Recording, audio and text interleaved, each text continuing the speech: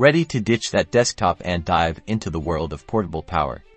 Let's get your new Asus laptop up and running in under 90 seconds. First, carefully unbox your new laptop. Make sure you have the laptop itself, the AC power adapter, and any included documentation like a quick start guide or warranty information. Locate the charging port on your laptop. It's usually on the side or back.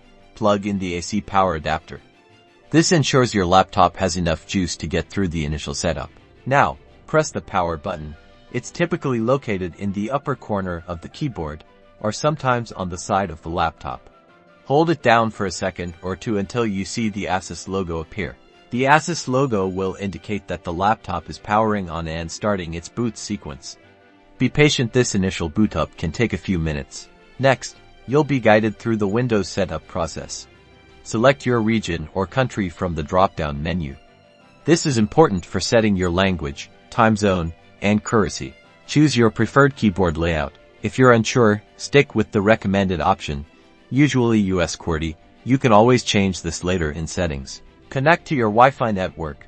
Select your network from the list and enter the password.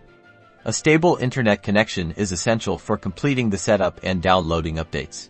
Accept the Microsoft software license terms. Read through the agreement, and if you agree, click Accept. This allows you to continue with the Windows setup.